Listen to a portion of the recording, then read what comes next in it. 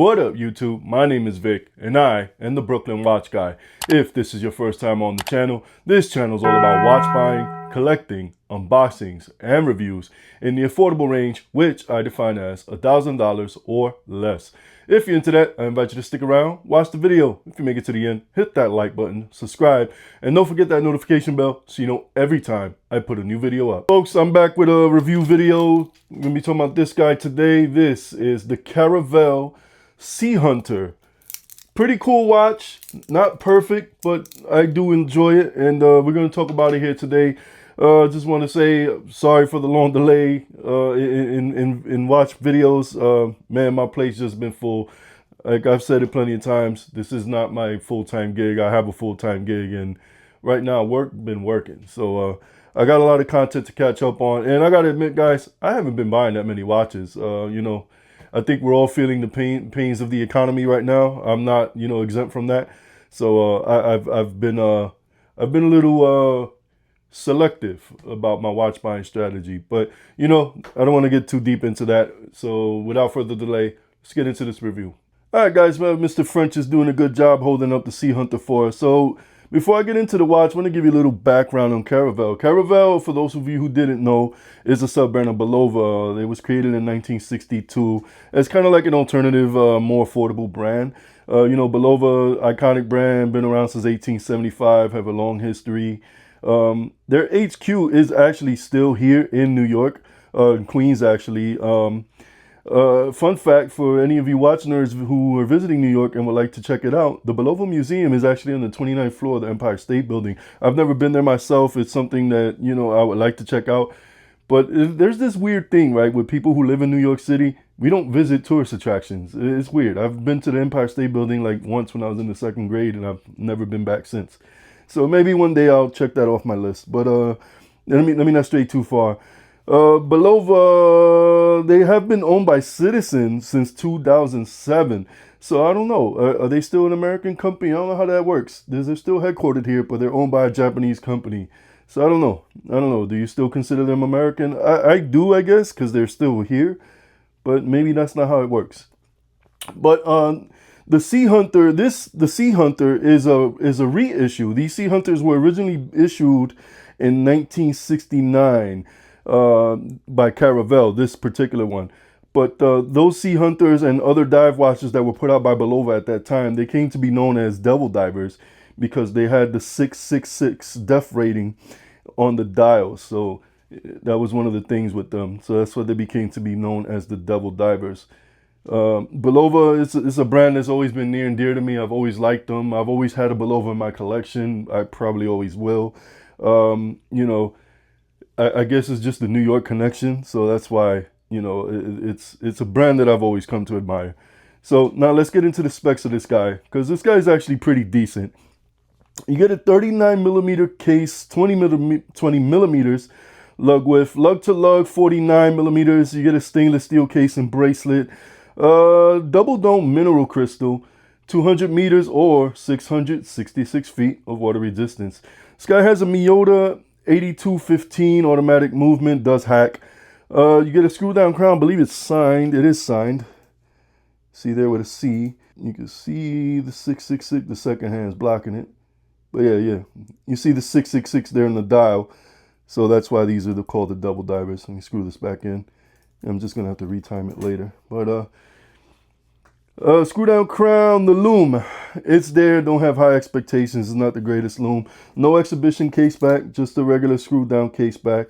So, of course, Japanese movement. So this is owned by a Citizen now. So you get a Citizen movement. Micro adjust. Not the greatest. Only 3 little slots. Press clasps. The bracelet is actually not horrible, despite being a little bit on the rattly side. It's actually okay. It's not the worst bracelet I've ever had on a watch. It's not uncomfortable, not a hair pull or anything like that. Overall, this watch is pretty decent for the buck.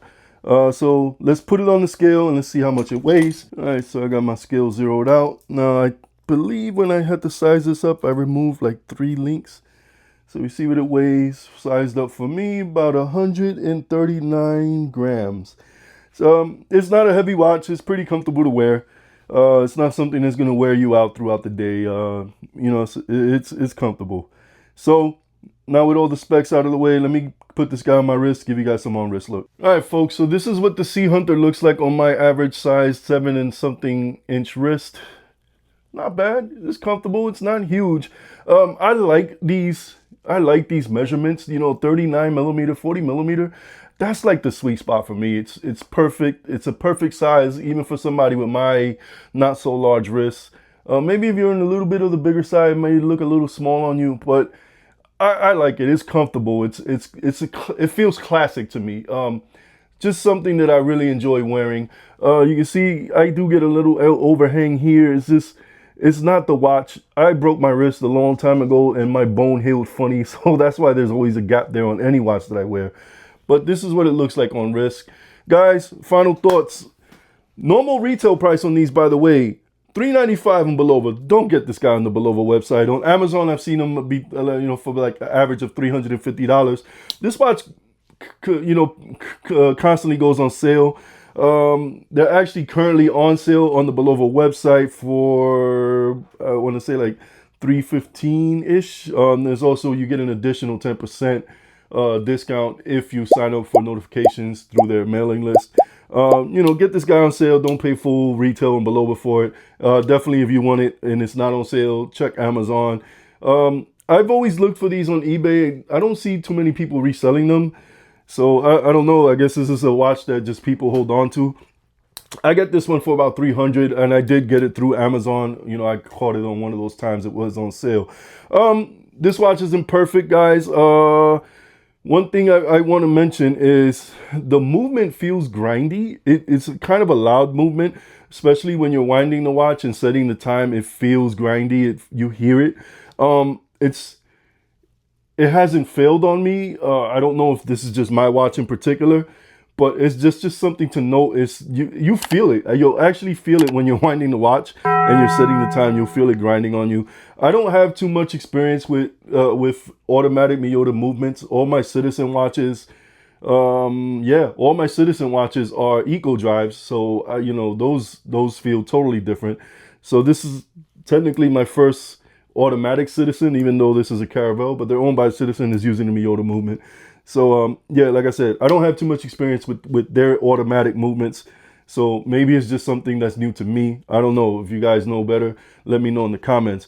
But I do think this is a good pickup. If you're looking for a diver that's fairly inexpensive, I think $300 to $315. It's not a bad price to pay for a dive watch. You certainly do worse. You could definitely do worse if you go down AliExpress and get something.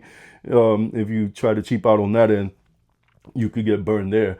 But for something that's from an iconic brand, American-ish, not a bad pickup, guys. So I recommend it.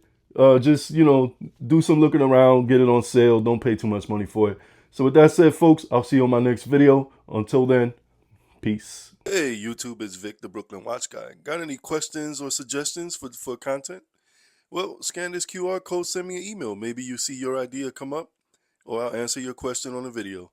Thank you for watching.